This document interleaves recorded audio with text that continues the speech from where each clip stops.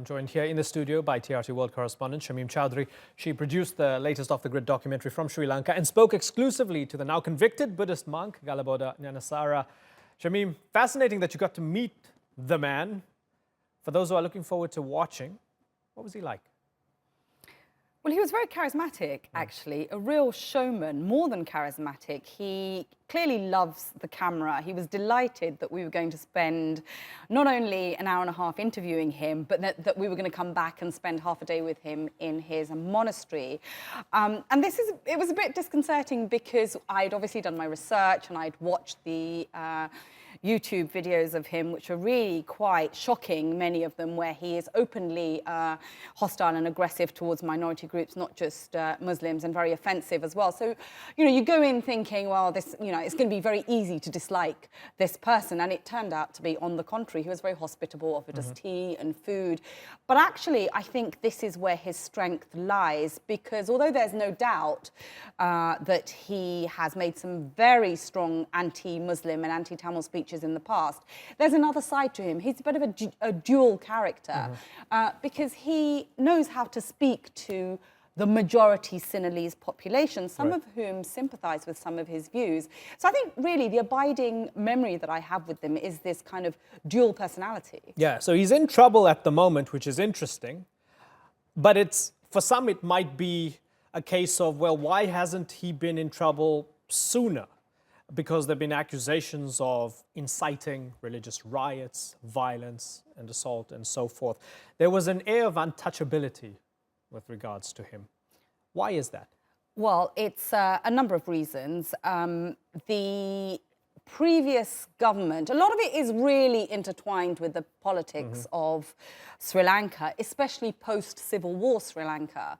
The previous government, Rajapaksa, was an openly pro-nationalist leader, and he was revered and given credit for ending the Civil War. And he did that mainly by playing a Sinhalese nationalist card. Now, so we spoke to many experts, we spoke to Amnesty International, many human rights groups, and they said that this kind of paved the way for hardline nationalist groups to emerge, because they felt that they could make nationalist statements that kind of bordered between what was acceptable and get away with it. And that happened a lot. He was taken to court a few times under Rajapaksa's presidency, but they didn't really mount to anything. The political system has now changed. Sri Sena is the new president now. He has made a pledge to ensure that this culture of impunity will no longer be a part of Sri Lankan society. Since then, many, many more cases have come to light, and he's in court for many of those. So we're really going to have to... The case that he's been convicted of today is not on inciting racial hatred. It's a criminal case against one particular individual. However, it is the first time that he's been convicted. So we're going to have to now see if the system has indeed changed and that he is going to be made accountable. Yeah, that's an interesting question. And just whether in general the coexistence that we've heard of in Sri Lanka is under threat now, given these times. We're going to explore that a bit more with our other guests. But for the moment, Shamim Chowdhury, I thank you very much for joining us here on The Newsmakers. Now, you can watch the full documentary this Saturday at 9:15 GMT. That's Off the Grid, The Face of Hate, here on TRT World. Well, let's broaden out the discussion and go to Colombo now, where we're joined by Dilanthe Withanage. He's the Chief Executive Officer and one of the founding members of the Bodu Bala Sena. Also joining us is Ruki Fernando. He's a human rights activist. And completing our panel is Shihar Hassan. He's an attorney at the Supreme Court of Sri Lanka. Gentlemen, thanks for joining us. Ruki, let me start with you. It was via your Twitter feed that we actually first heard about the conviction of Nyanasara. So thank you for that. This is interesting. Is it a sign that the government's finally cracking down on him, or should we say, well, this has nothing to do with incitement and it's purely for the assault charge?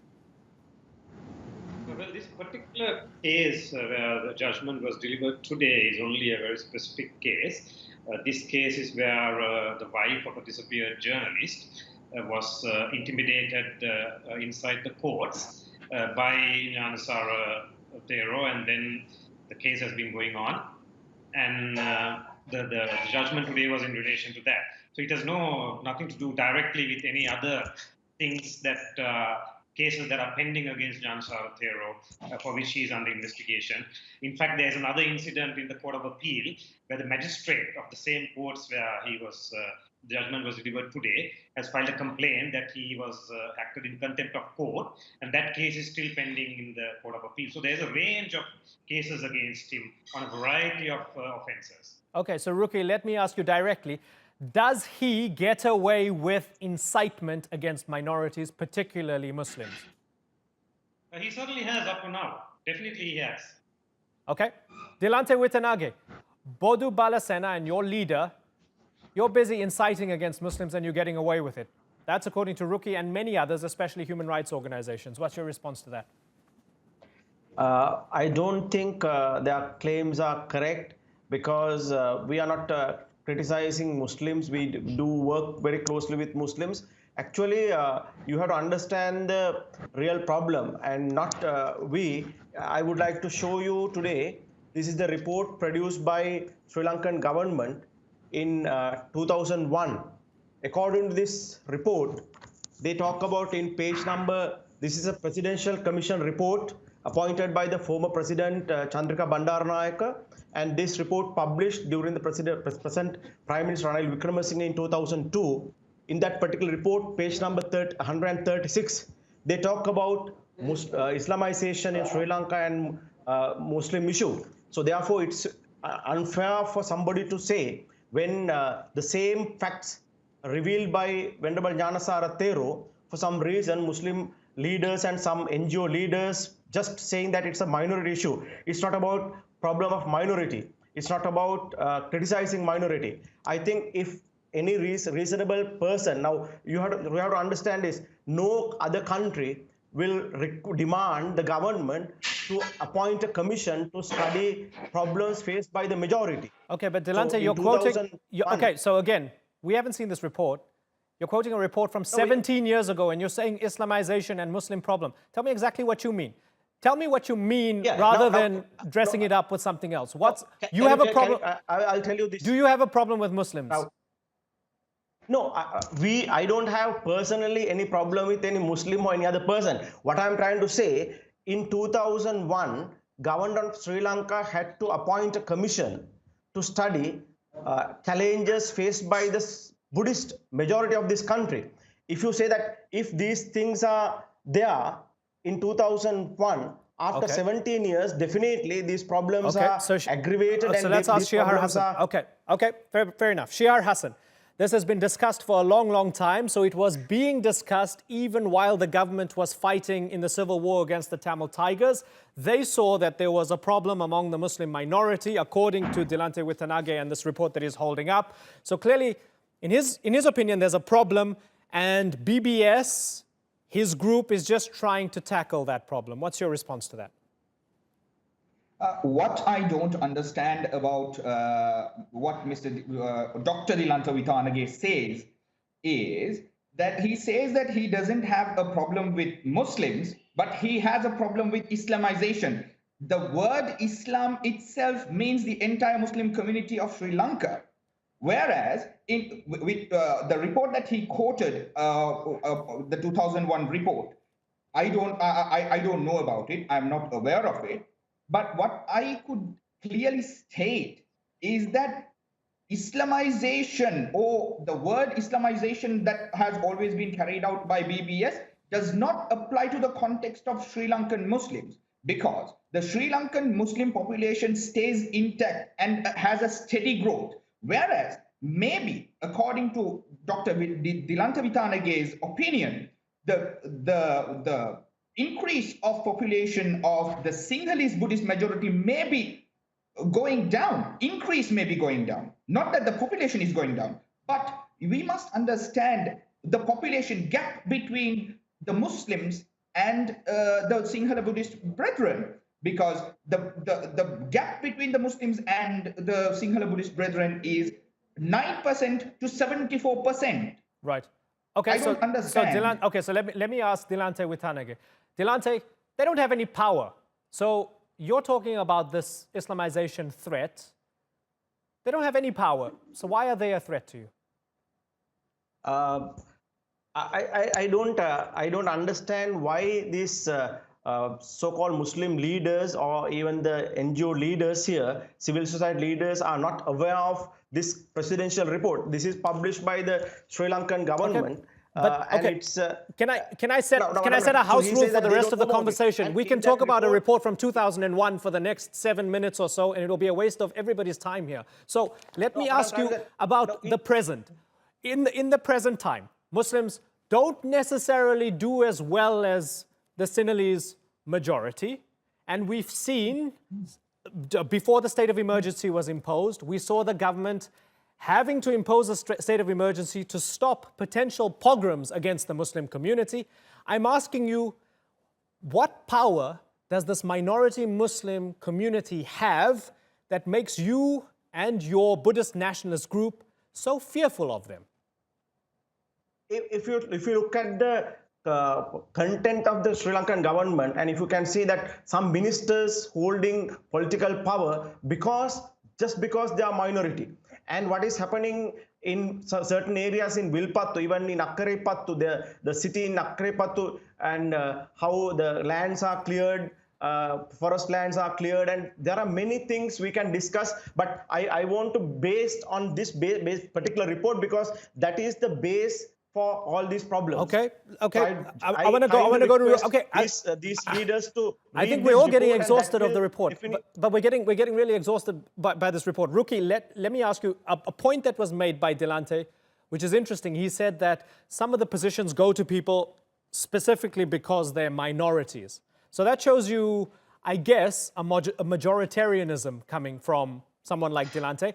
How many people in Sri Lanka believe that minorities are only getting positions as quotas or because of tokenism, and how much support does that view actually have? Well, I think that is very difficult to hold factually based on solid facts. I think quite on the contrary, quite the opposite is true. It seems like it's the majority that always holds power. In the constitution itself, foremost place is given to the majority religion, Buddhism, not to other minority religions. And even in practice, generally, and we have seen in the case of Nyan Tero and other Buddhist monks, even when there's very clear, compelling evidence of provocative hate speech, when engaging in violence, like the kind of incidents that Nyan Tero has been engaged in, they have got away scot-free. But whereas when it comes to Tamils or Muslims, that hasn't been the case. Yeah, Ruki, since the state of emergency, the government has put out the fire on the streets, but since then, have they been able to address some of the deeply rooted contextual issues that lead up to the type of violence that we saw? Well, very unfortunately, I think the government and especially the leadership has not made the efforts to address the suspicions and the fears that different communities have. And I think in this regard, the myths that is being portrayed against the Muslim community is significant, and those I think have to be addressed. But at the same time, I think if the Buddhist communities have certain fears which are not based on facts, those fears has still to be addressed. And I think the political leadership has that responsibility to engage and dialogue on issues of concern. And I think we must also recognize that most religions in Sri Lanka, Christianity, Hinduism, Muslim, Buddhist, we all have problems that are entrenched forms of oppression of certain groups, like women, for example. So those should be addressed as well. But that is not an excuse for one community to oppress another community, particularly using the power and strength of the majority. Shihar, as things stand, are Sri Lankan Muslims equal citizens in the society? I am happy to note that in most of the government sector and private sector and in the civil society, Muslims are considered and are treated equal. And I should specifically state that the common Sri Lankan Sinhala Buddhist man is a very good man. No Muslim is oppressed by a common man. But today, as we speak, after the advent of certain extremist groups, mostly after 2012, I would say, the common man has started thinking whether the Muslim community is holding some secret, or the Muslim community can be responsible for certain acts that are claimed by the extremist groups to be happening. For example, what Dr. Dilanthe Withanage stated about certain lands being grabbed by the Muslims. These are the common talking points of people like Dr. Dilanthe Withanage, where he brings out certain ministers are holding positions in the government just because they are minorities, which is not entirely true at all. There are problems relating to lands. There are problems relating to certain issues. But that is not only with the Muslim community. Okay. He quotes about a land called Wilpattu, whereas there's another land issue going on about Mutrajavela, another reserve of the state reserve, where multinational corporations are making lots of profit by clearing all the land. Understood. So we. Shihar, I have to move on, but I want to get a final response from Dilanthe Withanage. Dilanthe, one of the points that Shihar made, the common Sinhalese Sri Lankan Buddhist person has nothing against Muslims, but groups such as your own, Bodu Bala Sena, you're trying to manipulate them to hate minorities. Is that true? No, definitely not. Because we categorically always said majority Muslims and majority Sinhalese they don't have problems. But there are certain groups. We are just criticizing those groups. Now, for example, if there is a particular minister, he's holding in the what do you call Rajapaksa regime also Ministry of Industries and even this government. He doesn't allow that ministry to be changed by any government because he is holding the power of minority in certain areas as the majority in those areas. Right, he will not allow any president to take his ministry. Okay, I can say. So I'm not. Okay, you guys clearly disagree. I want to tell you that. Right. Right. Very finally, please. I have to move on. Very finally. What I could say about what Dr. Dilanthe Withanage says is the certain minister that he talks about is someone who is very strong in the government. Whether he is in the opposition or he comes to power in another government, he still stays in power because he holds a significant amount of power in the northern region. Right. So what he implies is tainting the blood on all of the Muslim community, which is extremely unfair. I do not agree entirely because all sorts of articles and TV commercials and all sorts of stuff are published about Muslims where they are trying to grab the lands of the Sinhalese or trying to drive out Sinhalese, that in 2040 the Muslims will be the majority of Sri Lanka. Shihar, I got to wrap. Gentlemen, it's been a pleasure. Dilanthe Withanage, Ruki Fernando and Shihar Hassan, I thank you all for joining us here on the Newsmakers.